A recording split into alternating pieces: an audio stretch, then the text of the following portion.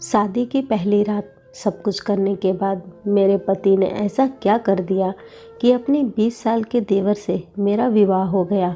वजह जान के आपके पैरों तले ज़मीन निकल जाएगी। शादी की रात में बहुत परेशान थी क्योंकि मुझे शादी के नाम से ही डर लगता था। क्यों, यह मैं नहीं जानती थी, लेकिन मुझे हमेशा यह सोचकर डर लगने लगा था कि पति ना जाने पत्नी के साथ बंद कमरे में क्या व्यवहार करता है। शादी मुझे एक गुलामी लगती थी और जो औरत शादी के नाम पर सारी ज़िंदगी गुलामी करती रहती थी, उसकी एक बहुत ही बड़ी वजह यह थी, वह था मेरा गुजरा हुआ दिन। मैं अपनी पिछली बातों को याद कर रही थी जो बहुत भयानक था। तभी कमरे का दरवाज़ा खुला।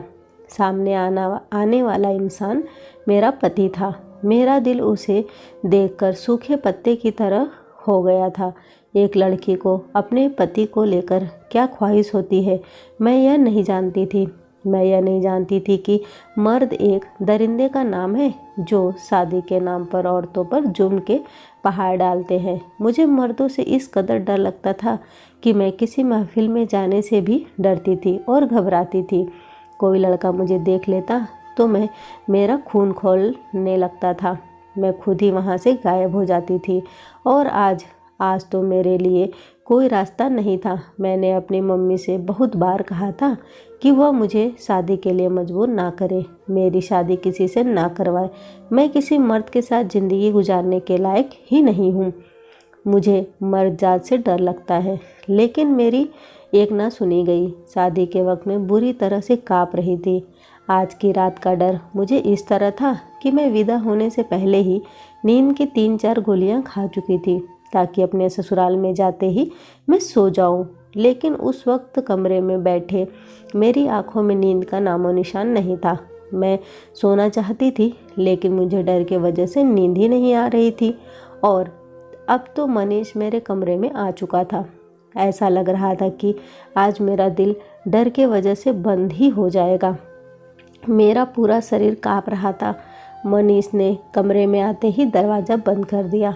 जैसे ही उसने कमरे को लॉक किया, मुझे ऐसा लगा कि किसी ने मेरे दिल को हाथ में दबोच लिया हो। मैंने सुना था कि मनीष का गुस्सा बहुत तेज है, तो पहले ही मर्द जात से बहुत डरती थी, ऊपर से सख्त मिजाज पति। मैं क्या करूं, ऐसा क्या करूं कि वह मुझसे बात भी न करे। जैसे जैसे मनीष मेरी तरफ कदम बढ़ा रहा था, वैसे वैसे मेरी हालत ख़राब हो रही थी। जैसे ही मनीष मेरे पास आकर बैठा, मैं फ़ौरन से उछलकर पीछे हटी। उस वक्त मेरे चेहरे पर बदहवासी था। मेरा यूँ पीछे हटने पर मनीष के चेहरे पर की मुस्कुराहट गायब हो गई थी। मैं बिल्कुल सिमट गई थी और मनीष मुझे हैरत से देखने लगे। कहने लगे, क्या बात है, तुम मुझसे दूर क्यों भाग रही हो? मैंने कहा, आप प्लीज़ मुझसे दूर ही रहे। मैं नहीं जानती थी कि मुझे क्या हो रहा था। मैं कह रही थी, वह मेरी बात सुनकर कुछ परेशान से हो गए।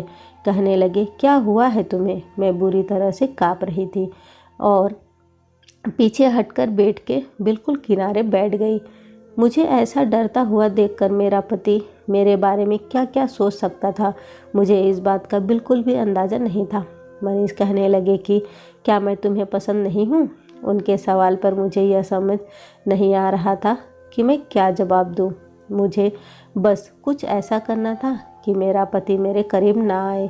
इसलिए मैं कभी हाँ में सर हिलाने लगती तो कभी ना में। मेरे पति मुझे बहुत गौर से देख रहे थे। मनीष गुस्से से बोले कि अगर तुम्हें किसी और से मोहब्बत थी तो फिर मुझसे शादी करने की क्या ज़रूरत थी? यह सुनकर मेरे आंसू बहने लगे। मैंने कोई जवाब नहीं दिया। मनीष उठकर खड़े हो गए और अलमारी से अपना कपड़ा निकाला और वॉशरूम में चले गए। मैं ये सोच रही थी कि कैसे इन्हें बताऊँ कि मुझे शादी से डर लगता है। जब वह वॉशरूम से बाहर आए तो तुरंत बेड पर लेट गए। मैं यह देखकर सुकून का सांस लिया था। मैं उठकर अपना कपड़ा बदली और मैं भी बेड के दूसरी तरफ लेट गई। मुझे लगा कि मनुष्य सो चुके हैं, लेकिन ऐसा नहीं था। मैं सोने के लिए लेटी तो मनीष मेरी तरफ करवट बदले और कहने लगे कि क्या तुम्हारे दिल में कोई और है? तुम किसी को पसंद करती हो? न जाने क्यों मुझे लगा जैसे वो बहुत परेशान है। मैंने कहा नहीं, मैं किसी को पसंद नहीं करती। कहने लगे फिर आखिर क्या वजह है मुझसे दूर रहने की? मैंने तो आज की रात बहुत कुछ सोच रखा था। मैंने कहा मुझे शादी से डर लगता है। इससे पहले कि मैं कुछ कहती वह मेरे मुंह पर हाथ रख चुके थे और फिर वह मेरा नाम कल्पना है। मैं जिस घर में खोली थी वहाँ औरत के साथ बहुत बुरा व्यवहार रखा जाता था। मैंने जब होश संभाली तो पापा को मम्मी से लड़ते झगड़ते ही देखा था और मेरी मम्मी हर वक्त रोती रहती थी। कहती थी यह आदमी इंसान नहीं जानवर है, सब मर्द ऐसे ही होते हैं। मैं उस वक्त बहुत छोटी थी। मैं अपने पापा से बहुत डरती थी। मैं 4 साल की थी कि मेरे पापा ने मेरा कमरा अलग कर दिया था।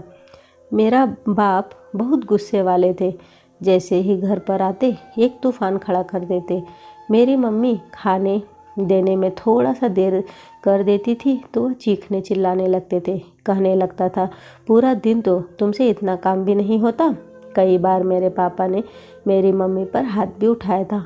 उस दिन तो मैं डरकर एक कोने में बैठ जाती थी। मेरी माँ रोती बिलखती चीखती तो मेरा दिल फटने लगता था।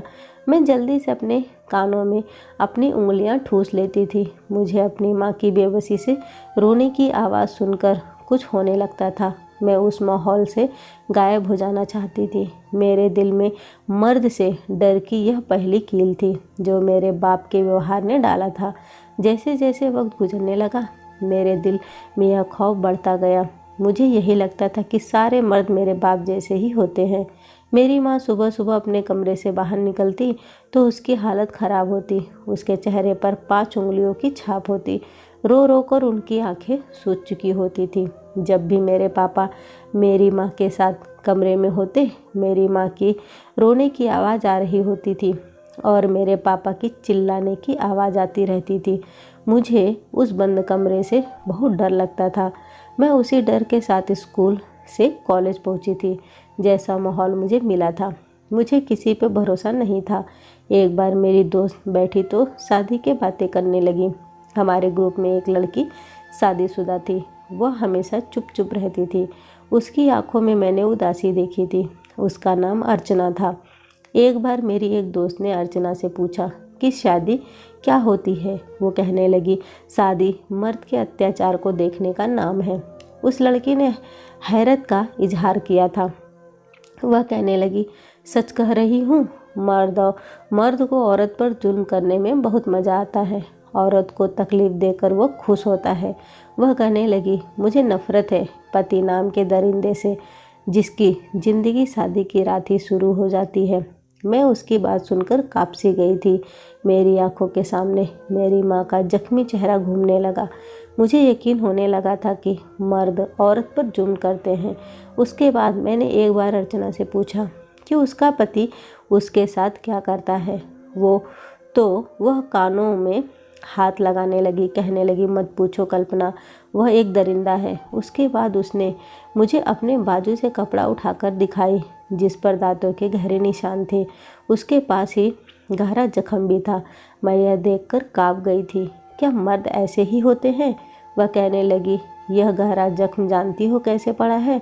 वह जख्म सी मुस्कुराहट चेहरे पर सजाकर बोली। उसने जलता सिगरेट मेरे बाजू से बुझाया था। यह सुनकर तो मेरा दिल धड़कना ही भूल गया था। उसके बाद वो रोने लगी और कहने लगी कल्पना किसी मर्द पर कभी भरोसा मत करना, कभी शादी मत करना, सब मर्द ऐसे ही होते हैं। मेरा दिल यह सब देखकर बहुत डर गया था। उसके बाद अर्चना बहुत दिन कॉलेज नहीं आई थी। फिर पता चला कि उसका पति उसे फ्लैट से नीचे फेंककर मार डाला है। इस खबर ने मेरी हालत ख़राब कर दी थी। मैं कई दिन तक सदमे में रही। मेरे दिल में मर्द और पति के नाम पर खौफ बैठ चुका था। जहाँ मैं कुछ लड़कों को देखती मेरा दिल डर के मारे धक धक करने लगता था। मुझे शादी के नाम से डर लगने लगा था कि न जाने बंद कमरे में मेरा पति मेरे साथ क्या व्यवहार करेगा। अभी मैं 12 क्लास में थी कि मनीष का रिश्ता मेरे लिए आ गया था। मनीष के पापा ने मुझे शादी किसी शादी में देखा था और मुझे पसंद कर लिया। वह मेरे पापा के दोस्त का बेटा था। मेरे ससुर मर चुके थे, इसलिए मेरी एक ना सुनी गई। पापा ने खुद ही सब कुछ तय कर दिया था। जब मेरी शादी का डेट रखी गई तो मेरा रो रो कर बुरा हाल था। मैंने मम्मी से कहा कि मुझे शादी नहीं करनी, लेकिन मम्मी कहने लगी कि यह बात अपने बाप के सामने ना कह देना, वरना तुम्हें जान से मार डालेगा। यह मर्द होते ही ऐसे हैं, अपनी मर्जी के खिलाफ कुछ नहीं सुनते।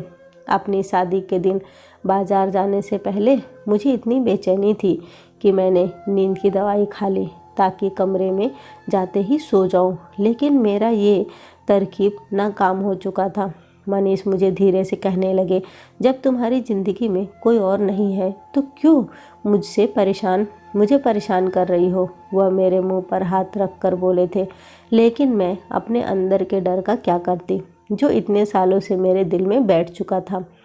पति का जो नक्शा मेरे सामने बन चुका था, मुझे अपने पति की मोहब्बत और जज्बात भी दरिंदगी ही लग रहे थे। तभी मुझ पर नींद की दवा का असर भी होने लगा था। मैं रोते हुए न जाने उनसे क्या कही जा रही थी। मैं चाहती थी कि वह आदमी मुझसे दूर रहे।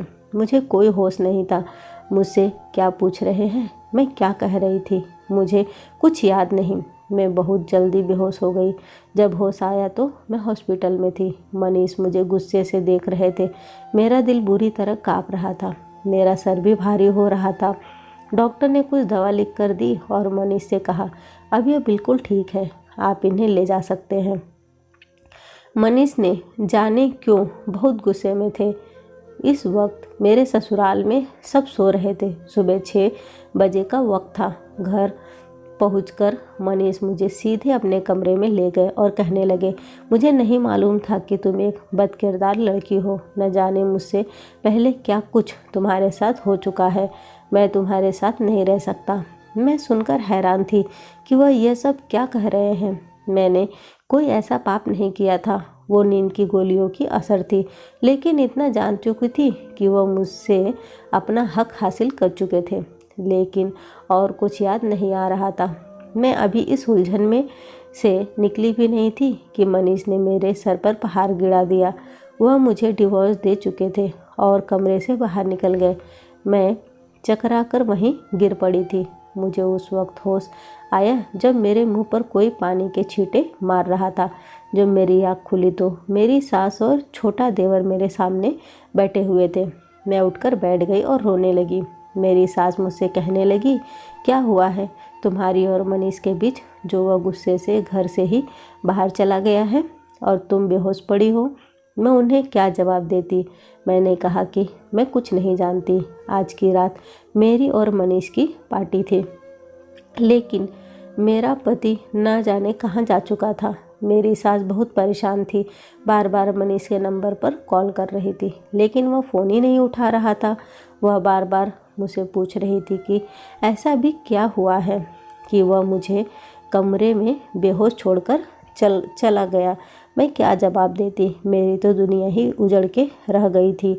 मेरा तो मनीष से कोई रिश्ता रहा ही नहीं। मेरी सास ने मुझे तैयार करवा कर मेहमानों के सामने बैठा दिया और यह कहा कि मनीष के किसी दोस्त का एक्सीडेंट हो गया है, वह नहीं आ सकता। सारा फंक्शन इसी तरह से ख़त्म किया गया। मनीष वापस नहीं आया। रात को मेरी सास मेरे कमरे में आई और मुझसे कहने लगी कि मैं उन्हें सच बताऊं कि ऐसा भी हमारे बीच क्या हुआ है, क्योंकि कल तक तो वह मुझसे शादी के लिए बहुत खुश था। मैं उनके गले लगकर फूट फूट कर रोने लगी। मैंने अपनी सास को जब यह कहा कि मनीष ने मुझे डिवोर्स दे दी है तो वह हैरत से मुझे देखने लगी। कहने लगी, ऐसी भी क्या बात हो गई कि उसने शादी की रात ही तुमको डिवोर्स दे दी। मैंने उन्हें सारी बात बता दी। मैंने किस डर से सारी ज़िंदगी गुजारी है और अगर मेरे पापा को डिवोर्स के बारे में पता चला तो वह मुझे जान से मार डालेंगे। वह मेरी पूरी बात सुनकर मुझे भी डांटने लगी कि तुमने पहले ही रात अपने पति पर शक कर लिया था। मैं रोने लगी कि मुझे शादी से डर लगता था ना। मैंने न जाने नींद की दवा के असर में ऐसा क्या कह दिया जो मनीष ने सुबह उठते ही मुझे डिवोर्स दे दी। मेरी सास बार बार मनीष को फ़ोन करने लगी। वह बहुत अच्छी औरत थी। मेरी परेशानी को समझ चुकी थी, लेकिन मनीष कोई बात करने को तैयार ही नहीं था। 2 दिन बाद मनीष का फ़ोन मेरी सास के पास आया था। वह कनाडा जा चुके हैं और मुझे डिवोर्स भी दे चुके हैं, क्योंकि मैं एक बदकिरदार लड़की हूँ। जब तक मेरी सास मुझे वापस मायके नहीं भेजती, वह लौटकर वापस नहीं आएंगे। लेकिन मेरी सास ने मुझे वापस नहीं भेजा। कहने लगी कि तुम कुछ दिन यहीं रुको, जब मनीष का गुस्सा खत्म हो जाएगा हम उसको समझाएंगे।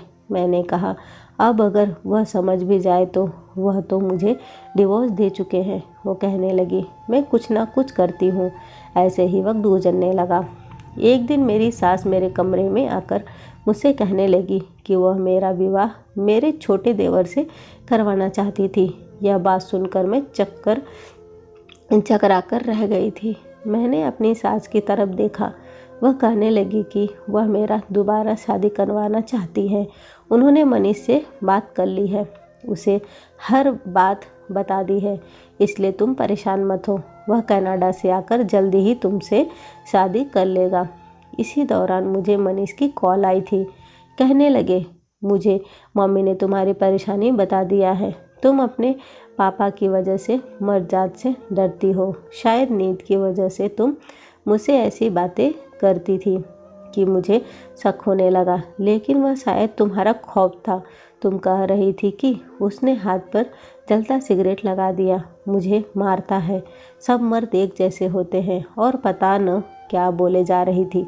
मेरी बातों से मनीष को लगा कि शायद किसी आदमी ने मेरे साथ गलत की है। मैं रोने लगी। मनीष को इस बात पर भरोसा दिलाने लगी कि ऐसी कोई बात नहीं थी। यह सब मेरी दोस्त के पति ने उसके साथ किया था। इसी वजह से मुझे भी शादी से डर लगता था। लेकिन उस रात मेरी दवाइयों ने उन्हें शक में डाल दिया था। वो कहने लगे कि वह कनाडा में जॉब करते हैं।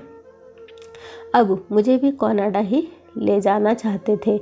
वह 4 महीने बाद वापस आएंगे तो मुझसे शादी करके मुझे कनाडा ले जाएंगे। यह सुनकर मुझे कुछ तसल्ली हो गई थी। मेरी सास ने भी मनीष की गलतफहमी दूर की, क्योंकि वह हमारे घर के माहौल को जानती थी। मेरे दिल में मेरी सास की इज्जत और भी बढ़ गई थी। रात को डिनर के वक्त मेरी सास ने मुझसे पूछा कि क्या मुझे मनीष का फ़ोन आया था। मैंने मुस्कुराकर हाँ में सर हिला दिया तो वह भी मुस्कुराने लगी। कहने लगी, मैंने उसे कहा था कि वह तुमसे बात करे, वह बहुत जल्द वापस आ जाएगा, फिर मेरा उसे दोबारा विवाह हो जाएगा। यह बात सुनकर मनोज के हाथ में लिया हुआ निवाला रुक गया था। मेरी सास कहने लगी कि तुम रोज़ मनीष से बात किया करो, ताकि जो भी गलतफहमी है दूर हो जाए। यह सुनकर मनोज न जाने क्यों खाना बीच में छोड़कर चला गया। यह बात मैंने भी महसूस की थी और मेरी सास ने भी, लेकिन मुझे लगा शायद उसे कोई ज़रूरी काम आ गया होगा। मैंने इस बात पर ध्यान नहीं दी, लेकिन फिर मैंने महसूस किया कि वह मुझे अजीब नज़रों से देखने लगा है। पहले तो मैंने इस बात को इग्नोर कर दिया, लेकिन फिर मुझे उसकी नज़रों से बेचैन करने लगी, क्योंकि मुझे अजीब नज़र से देख रहा था। एक बार मैं किचन में काम कर रही थी। मेरी सास सो चुकी थी। मैं किचन में बर्तन धो रही थी कि मनोज किचन में आया। वह मुझे कहने लगा कि मेरे लिए 1 कप चाय बना दे। यह कहकर वो किचन से बाहर गया, बल्कि वही टेक लगाकर खड़ा हो गया और मुझे देखने लगा। उस वक्त वह मुझे बहुत परेशान लग रहा था। उसका यूँ देखना मुझसे बर्दाश्त नहीं हुआ। मैंने कहा, मनोज तुम बाहर जाकर बैठ जाओ, मैं चाय बनाकर तुम्हें दे दूंगी। लेकिन वह मेरी बात सुन ही नहीं रहा था। वह मुझे देखे जा रहा था। मैं जल्दी से बर्तन धोने के लिए तेज़ी से हाथ चलाने लगी और उसके लिए चाय चूल्हे पर चढ़ा दी। मैं जानती थी कि जल्दी से चाय बनाकर दे दूं ताकि यहाँ से चला जाए। उसकी तरफ चाय बढ़ाते हुए उसने मेरा हाथ पकड़ लिया। मैं फ़ौरन अपना हाथ खींच ली और वह मुस्कराता हुआ बाहर चला गया। मुझे उसकी इस तरह की हरकत पर हैरत हुई थी। क्या वह पागल था? यह क्या बदतमीजी थी? वह जानता था कि मैं मनीष की पत्नी हूँ, लेकिन अगले दिन मुझे मनोज की हरकतों ने परेशान करके रख दिया। उसने पहली बार मेरे कमरे का दरवाज़ा बिना बेल बजाए खोला था और अंदर आ गया। मैं उस वक्त मनीष से फ़ोन पर बात कर रही थी। मनोज को देखकर मैं चौंक सी गई थी। उसने मेरे हाथ से फ़ोन छीनकर बंद कर दिया और अपनी शर्ट पैंट मुझे थमाकर कहने लगा, भाई से बाद में बात कर कीजिएगा, पहले इसे प्रेस कर दो, मुझे सुबह जल्दी जाना है। मैं उसकी बात पर हैरान रह गई। मैंने कहा, यह काम तुम खुद भी कर सकते हो। तुम होते कौन हो बिना पूछे मेरे कमरे में आने वाले? मेरी बात पर वह मुझे गुस्से से देखा, फिर कमरे को बंद किया और लॉक भी कर दिया। मेरा फ़ोन ऑफ किया और बेड पर फेंक दिया। मेरे सामने खड़ा हो गया।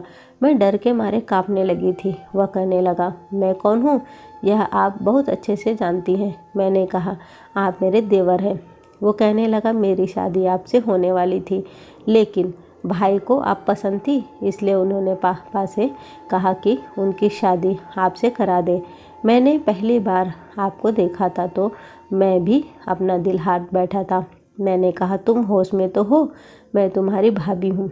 यह शब्द मेरे मुंह में ही था कि वह गुस्से से बोला, भाभी आप मेरी थी ही नहीं, और मैं मनीष भाई के मिजाज को जानता हूँ। वह जज्बात में आकर बिना सोचे समझे ही कुछ भी कर जाते हैं और सोचते तब है जब वक्त हाथ से निकल जाता है, और वह आप पर हमेशा शक करेंगे।